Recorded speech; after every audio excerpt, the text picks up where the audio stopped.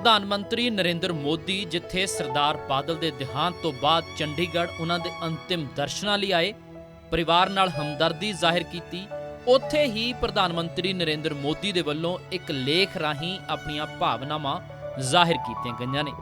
ਪ੍ਰਧਾਨ ਮੰਤਰੀ ਨਰਿੰਦਰ ਮੋਦੀ ਨੇ ਕਿਹਾ ਕਿ ਪ੍ਰਕਾਸ਼ ਸਿੰਘ ਬਾਦਲ ਦੀ ਦੇਣ ਨੂੰ ਦੇਸ਼ ਭੁਲਾ ਨਹੀਂ ਸਕਦਾ। ਉਹਨਾਂ ਇਹ ਵੀ ਕਿਹਾ ਕਿ ਪ੍ਰਕਾਸ਼ ਸਿੰਘ ਬਾਦਲ ਸਾਡੇ ਸਮਿਆਂ ਦੀ ਕੱਦਾਵਾਰ ਸ਼ਖਸੀਅਤ ਸਨ। ਤੁਹਾਨੂੰ ਦੱਸਦੇ ਹਾਂ ਕਿ ਪ੍ਰਧਾਨ ਮੰਤਰੀ ਨਰਿੰਦਰ ਮੋਦੀ ਦੇ ਵੱਲੋਂ ਆਪਣੇ ਆਰਟੀਕਲ ਦੇ ਵਿੱਚ ਕੀ ਕੁਝ ਲਿਖਿਆ ਗਿਆ ਹੈ। ਪ੍ਰਧਾਨ ਮੰਤਰੀ ਨਰਿੰਦਰ ਮੋਦੀ ਨੇ ਲਿਖਿਆ ਕਿ 25 ਅਪ੍ਰੈਲ ਦੀ ਸ਼ਾਮ ਨੂੰ ਜਦੋਂ ਮੈਨੂੰ ਸਰਦਾਰ ਪ੍ਰਕਾਸ਼ ਸਿੰਘ ਬਾਦਲ ਜੀ ਦੇ ਦੇਹਾਂਤ ਦੀ ਖਬਰ ਮਿਲੀ ਤਾਂ ਮੈਂ ਅਥਾਹ ਉਦਾਸੀ ਨਾਲ ਭਰ ਗਿਆ। ਉਹਨਾਂ ਦੇ ਦੇਹਾਂਤ ਨਾਲ ਮੈਂ ਇੱਕ ਪਿਤਾ ਸਮਾਨ ਸ਼ਖਸੀਅਤ ਨੂੰ ਗਵਾ ਦਿੱਤਾ ਹੈ, ਜਿਨ੍ਹਾਂ ਨੇ ਦਹਾਕਿਆਂ ਤੱਕ ਮੇਰਾ ਮਾਰਗਦਰਸ਼ਨ ਕੀਤਾ। ਇੱਕ ਤੋਂ ਵੱਧ ਢੰਗਾਂ ਨਾਲ ਉਹਨਾਂ ਭਾਰਤ ਅਤੇ ਪੰਜਾਬ ਦੀ ਰਾਜਨੀਤੀ ਨੂੰ ਆਕਾਰ ਦਿੱਤਾ, ਜਿਸ ਨੂੰ ਬੇਮਿਸਾਲ ਆਖਿਆ ਜਾ ਸਕਦਾ ਹੈ। ਬਾਦਲ ਸਾਹਿਬ ਇੱਕ ਵੱਡੇ ਨੇਤਾ ਸਨ, ਇਸ ਗੱਲ ਨੂੰ ਆਮ ਤੌਰ ਤੇ ਮੰਨਿਆ ਜਾਂਦਾ ਹੈ, ਪਰ ਸਭ ਤੋਂ ਵੱਡੀ ਗੱਲ ਉਹ ਇੱਕ ਵੱਡੇ ਦਿਲ ਵਾਲੇ ਇਨਸਾਨ ਸਨ। ਵੱਡਾ ਨੇਤਾ ਬਣਨਾ ਸੌਖਾ ਹੈ, ਪਰ ਵੱਡੇ ਦਿਲ ਵਾਲੇ ਹੋਣ ਲਈ ਹੋਰ ਵੀ ਬਹੁਤ ਕੁਝ ਕਰਨਾ ਪੈਂਦਾ ਹੈ। ਪੰਜਾਬ ਭਰ ਦੇ ਲੋਕ ਕਹਿੰਦੇ ਹਨ, ਬਾਦਲ ਸਾਹਿਬ ਦੀ ਗੱਲ ਤਾਂ ਵੱਖਰੀ ਸੀ। ਇਹ ਯਕੀਨ ਨਾਲ ਕਿਹਾ ਜਾ ਸਕਦਾ ਹੈ ਕਿ ਸਰਦਾਰ ਪ੍ਰਕਾਸ਼ ਸਿੰਘ ਬਾਦਲ ਸਾਹਿਬ ਸਾਡੇ ਸਮਿਆਂ ਦੇ ਸਭ ਤੋਂ ਕੱਦਾਵਾਰ ਕਿਸਾਨ ਨੇਤਾਵਾਂ ਵਿੱਚ ਸ਼ੁਮਾਰ ਹਨ। ਖੇਤੀਬਾੜੀ ਉਹਨਾਂ ਦਾ ਅਸਲ ਸ਼ੌਕ ਸੀ। ਜਦੋਂ ਵੀ ਉਹ ਕਿਸੇ ਵੀ ਮੌਕੇ ਤੇ ਬੋਲਦੇ ਸਨ ਤਾਂ ਉਹਨਾਂ ਦੇ ਭਾਸ਼ਣ ਤੱਥਾਂ, ਤਾਜ਼ਾ ਜਾਣਕਾਰੀ ਅਤੇ ਬਹੁਤ ਸਾਰੀ ਨਿੱਜੀ ਸੂਝ-ਬੂਝ ਨਾਲ ਭਰਪੂਰ ਹੁੰਦੇ ਸਨ। 1990 ਦੇ ਦਹਾਕੇ ਵਿੱਚ ਜਦੋਂ ਮੈਂ ਉੱਤਰੀ ਭਾਰਤ ਵਿੱਚ ਪਾਰਟੀ ਦੇ ਕੰਮ ਵਿੱਚ ਜੁਟਿਆ ਸੀ ਤਾਂ ਮੇਰੀ ਬਾਦਲ ਸਾਹਿਬ ਨਾਲ ਨੇੜਿਓਂ ਗੱਲਬਾਤ ਹੁੰਦੀ ਹੈ। ਬਾਦਲ ਸਾਹਿਬ ਦੀ ਸਾਖ ਉਹਨਾਂ ਤੋਂ ਪਹਿਲਾਂ ਸੀ। ਉਹ ਇੱਕ ਸਿਆਸੀ ਦਿੱਗਜ ਸਨ ਜੋ ਪੰਜਾਬ ਦੇ ਸਭ ਤੋਂ ਘੱਟ ਉਮਰ ਦੇ ਮੁੱਖ ਮੰਤਰੀ, ਇੱਕ ਕੇਂਦਰੀ ਕੈਬਨਿਟ ਮੰਤਰੀ ਅਤੇ ਦੁਨੀਆ ਭਰ ਦੇ ਕਰੋੜਾਂ ਪੰਜਾਬੀਆਂ ਦੇ ਦਿਲਾਂ ਤੇ ਰਾਜ ਕਰਨ ਵਾਲੇ ਵਿਅਕਤੀ ਸਨ। ਦੂਜੇ ਪਾਸੇ ਮੈਂ ਇੱਕ ਆਮ ਕਾਰਿਆਕਰਤਾ ਸੀ। ਫਿਰ ਵੀ ਆਪਣੇ ਸੁਭਾਅ ਅਨੁਸਾਰ ਉਹਨਾਂ ਕਦੇ ਵੀ ਇਸ ਨੂੰ ਸਾਡੇ ਦਰਮਿਆਨ ਪਾੜਾ ਨਹੀਂ ਬਣਨ ਦਿੱਤਾ। ਉਹ ਨਿੱਘ ਅਤੇ ਦਿਆਲਤਾ ਨਾਲ ਭਰਪੂਰ ਸਨ। ਇਹ ਗੁਣ ਸਨ ਜੋ ਆਖਰੀ ਸਾਹ ਤੱਕ ਸਰਦਾਰ ਬਾਦਲ ਦੇ ਨਾਲ ਰਹੇ। ਹਰ ਕੋਈ ਜਿਸ ਨੇ ਬਾਦਲ ਸਾਹਿਬ ਨਾਲ ਨੇੜਿਓਂ ਗੱਲਬਾਤ ਕੀਤੀ ਸੀ, ਉਹਨਾਂ ਦੀ ਸਿਆਣਪ ਅਤੇ ਮਜ਼ਾਕੀਆ ਸੁਭਾਅ ਨੂੰ ਯਾਦ ਕਰੇਗਾ। 1990 ਦੇ ਦਹਾਕੇ ਦੇ ਅੱਧ ਅਤੇ ਅੰਤ ਵਿੱਚ ਪੰਜਾਬ ਵਿੱਚ ਸਿਆਸੀ ਮਾਹੌਲ ਬਹੁਤ ਵੱਖਰਾ ਸੀ। 1997 ਵਿੱਚ ਸੂਬੇ ਵਿੱਚ ਬਹੁਤ ਗੜਬੜ ਹੋਈ ਅਤੇ ਚੋਣਾਂ ਹੋਣੀਆਂ ਸਨ। ਸਾਡੀਆਂ ਪਾਰਟੀਆਂ ਇਕੱਠੀਆਂ ਹੋ ਕੇ ਲੋਕਾਂ ਵਿੱਚ ਗਈਆਂ ਅਤੇ ਬਾਦਲ ਸਾਹਿਬ ਸਾਡੇ ਨੇਤਾ ਸਨ। ਉਹਨਾਂ ਦੀ ਭਰੋਸੇਯੋਗਤਾ ਦਾ ਇੱਕ ਮੁੱਖ ਕਾਰਨ ਸੀ ਕਿ ਲੋਕਾਂ ਨੇ ਸਾਨੂੰ ਸ਼ਾਨਦਾਰ ਜਿੱਤ ਨਾਲ ਨਿਵਾਜਿਆ।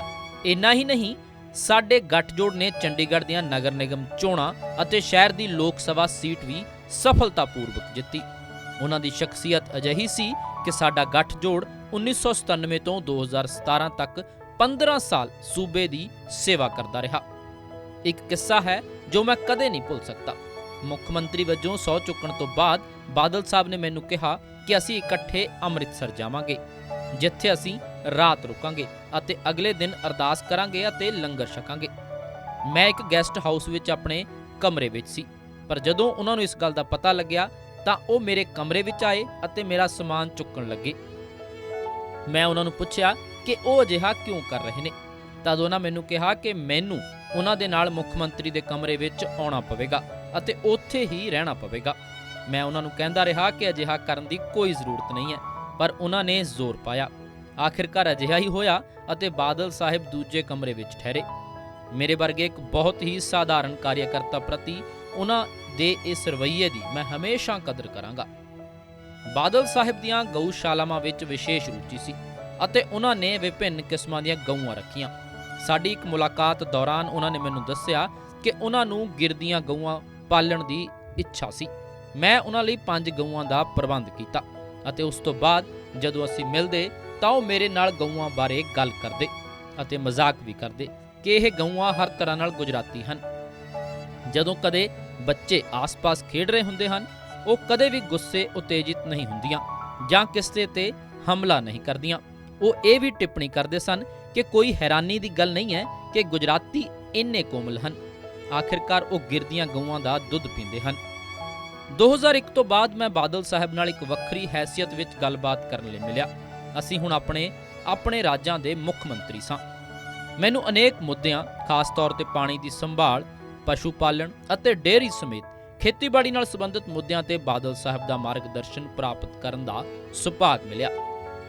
ਉਹ ਅਜਿਹੇ ਵਿਅਕਤੀ ਵੀ ਸਨ ਜੋ ਭਾਰਤੀ ਡਾਇਸਪੋਰਾ ਦੀ ਸਮਰੱਥਾ ਨੂੰ ਵਰਤਣ ਵਿੱਚ ਵਿਸ਼ਵਾਸ ਰੱਖਦੇ ਸਨ, ਇਹ ਸਮਝਦੇ ਹੋਏ ਕਿ ਵਿਦੇਸ਼ਾਂ ਵਿੱਚ ਬਹੁਤ ਸਾਰੇ ਮਿਹਨਤੀ ਪੰਜਾਬੀ ਵਸੇ ਹੋਏ ਹਨ। ਇੱਕ ਵਾਰ ਉਹਨਾਂ ਨੇ ਮੈਨੂੰ ਕਿਹਾ ਕਿ ਉਹ ਸਮਝਣਾ ਚਾਹੁੰਦੇ ਹਨ ਕਿ ਅਲੰਗ ਸ਼ਿਪਯਾਰਡ ਕੀ ਹੈ। ਫਿਰ ਉਹ ਉੱਥੇ ਆਏ ਅਤੇ ਸਾਰਾ ਦਿਨ ਅਲੰਗ ਸ਼ਿਪਯਾਰਡ ਵਿੱਚ ਬਿਤਾਇਆ ਅਤੇ ਸਮਝਿਆ ਕਿ ਰੀਸਾਈਕਲਿੰਗ ਕਿਵੇਂ ਕੀਤੀ ਜਾਂਦੀ ਹੈ। ਪੰਜਾਬ ਕੋਈ ਤਟਵਰਤੀ ਸੂਬਾ ਨਹੀਂ ਹੈ, ਇਸ ਲਈ ਇੱਕ ਤਰ੍ਹਾਂ ਨਾਲ ਸ਼ਿਪਯਾਰਡ ਦੀ ਉਹਨਾਂ ਲਈ ਕੋਈ ਪ੍ਰਤੱਖ ਪ੍ਰਸੰਗਤਾ ਨਹੀਂ ਸੀ, ਪਰ ਇਹ ਉਹਨਾਂ ਦੀਆਂ ਨਵੀਆਂ ਚੀਜ਼ਾਂ ਸਿੱਖਣ ਦੀ ਇੱਛਾ ਸੀ ਕਿ ਉਹਨਾਂ ਨੇ ਉੱਥੇ ਦਿਨ ਬਿਤਾਇਆ ਅਤੇ ਸੈਕਟਰ ਦੇ ਵੱਖੋ ਵੱਖਰੇ ਪਹਿਲੂਆਂ ਨੂੰ ਸਮਝਿਆ। 2001 ਦੇ ਭੁਚਾਲ ਦੌਰਾਨ ਨੁਕਸਾਨੇ ਗਏ ਕੱਛ ਦੇ ਪਵਿੱਤਰ ਲਖਪਤ ਗੁਰਦੁਆਰਾ ਸਾਹਿਬ ਦੀ ਬਿਲਡਿੰਗ ਦੀ ਮੁਰੰਮਤ ਕਰਨ ਅਤੇ ਉਸ ਨੂੰ ਬਹਾਲ ਕਰਨ ਦੇ ਪ੍ਰਯਤਨਾਂ ਲਈ ਮੈਂ ਗੁਜਰਾਤ ਸਰਕਾਰ ਦੀ ਸ਼ਲਾਘਾ ਦੇ ਉਹਨਾਂ ਦੇ ਸ਼ਬਦਾਂ ਨੂੰ ਹਮੇਸ਼ਾ ਯਾਦ ਰੱਖਾਂਗਾ।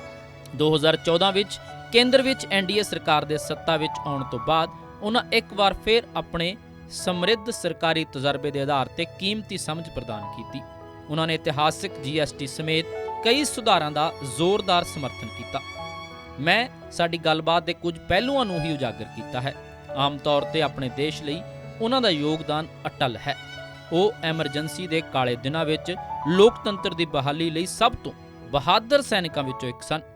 ਜਦੋਂ ਉਹਨਾਂ ਦੀਆਂ ਸਰਕਾਰਾਂ ਬਰਖਾਸਤ ਕੀਤੀਆਂ ਗਈਆਂ ਤਾਂ ਉਹਨਾਂ ਨੇ ਖੁਦ ਕਾਂਗਰਸ ਦੇ ਹੰਕਾਰੀ ਸੱਭਿਆਚਾਰ ਦਾ ਸਾਹਮਣਾ ਕੀਤਾ ਅਤੇ ਇਹਨਾਂ ਤਜਰਬਿਆਂ ਨੇ ਹੀ ਲੋਕਤੰਤਰ ਵਿੱਚ ਉਹਨਾਂ ਦਾ ਵਿਸ਼ਵਾਸ ਮਜ਼ਬੂਤ ਕੀਤਾ। ਪੰਜਾਬ ਵਿੱਚ 1970 ਅਤੇ 1980 ਦੇ ਦਹਾਕੇ ਦੇ ਅਸ਼ਾਂਤ ਕਾਲ ਦੌਰਾਨ ਬਾਦਲ ਸਾਹਿਬ ਨੇ ਪੰਜਾਬ ਫਸਟ ਅਤੇ ਇੰਡੀਆ ਫਸਟ ਰੱਖਿਆ। ਉਹਨਾਂ ਕਿਸੇ ਵੀ ਅਜਿਹੀ ਯੋਜਨਾ ਦਾ ਸਖਤ ਵਿਰੋਧ ਕੀਤਾ ਜੋ ਭਾਰਤ ਨੂੰ ਕਮਜ਼ੋਰ ਕਰੇ ਜਾਂ ਪੰਜਾਬ ਦੇ ਲੋਕਾਂ ਦੇ ਹਿੱਤਾਂ ਨਾਲ ਸਮਝੌਤਾ ਕਰੇ, ਭਾਵੇਂ ਇਸ ਦਾ ਮਤਲਬ ਸੱਤਾ ਦਾ ਨੁਕਸਾਨ ਹੀ ਕਿਉਂ ਨਾ ਹੋਵੇ। ਉਹ ਮਹਾਨ ਗੁਰੂ ਸਾਹਿਬ ਦੇ ਆਦਰਸ਼ਾਂ ਨੂੰ ਪੂਰਾ ਕਰਨ ਲਈ ਗਹਿਰੇ ਪ੍ਰਤੀਬੱਧ ਵਿਅਕਤੀ ਸਨ। ਉਹਨਾਂ ਨੇ ਸਿੱਖ ਵਿਰਸੇ ਦੀ ਸੰਭਾਲ ਕਰਨ ਅਤੇ ਮਨਾਉਣ ਲਈ ਵੀ ਜ਼ਿਕਰਯੋਗ ਉਪਰਾਲੇ ਕੀਤੇ। 1984 ਦੇ ਦੰਗਾ ਪੀੜਤਾਂ ਨੂੰ ਇਨਸਾਫ ਦਿਵਾਉਣ ਵਿੱਚ ਉਹਨਾਂ ਦੀ ਭੂਮਿਕਾ ਨੂੰ ਕੌਣ ਭੁੱਲ ਸਕਦਾ ਹੈ। ਬਾਦਲ ਸਾਹਿਬ ਲੋਕਾਂ ਨੂੰ ਇਕੱਠੇ ਕਰਨ ਵਾਲੇ ਵਿਅਕਤੀ ਸਨ।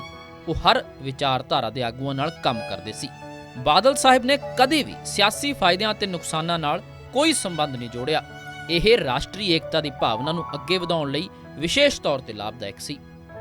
ਬਾਦਲ ਸਾਹਿਬ ਦੇ ਦੇਹਾਂਤ ਨਾਲ ਪਏ ਖਲਾਅ ਨੂੰ ਭਰਨਾ ਔਖਾ ਹੋ ਜਾਵੇਗਾ।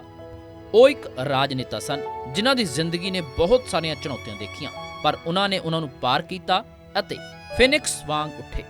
ਉਹਨਾਂ ਦੀ ਕਮੀ ਜ਼ਰੂਰ ਰਹੇਗੀ, ਪਰ ਉਹ ਸਾਡੇ ਦਿਲਾਂ ਵਿੱਚ ਜਿਉਂਦੇ ਰਹਿਣਗੇ ਅਤੇ ਉਹ ਦਹਾਕਿਆਂ ਦੌਰਾਨ ਕੀਤੇ ਗਏ ਸ਼ਾਨਦਾਰ ਕੰਮਾਂ ਦੁਆਰਾ ਵੀ ਜਿਉਂਦੇ ਰਹਿਣਗੇ। ਤਾਂ ਇਹ ਆਰਟੀਕਲ ਪ੍ਰਧਾਨ ਮੰਤਰੀ ਨਰਿੰਦਰ ਮੋਦੀ ਦੇ ਵੱਲੋਂ ਸਰਦਾਰ ਪ੍ਰਕਾਸ਼ ਸਿੰਘ ਬਾਦਲ ਨੂੰ ਯਾਦ ਕਰਦਿਆਂ ਲਿਖਿਆ ਗਿਆ।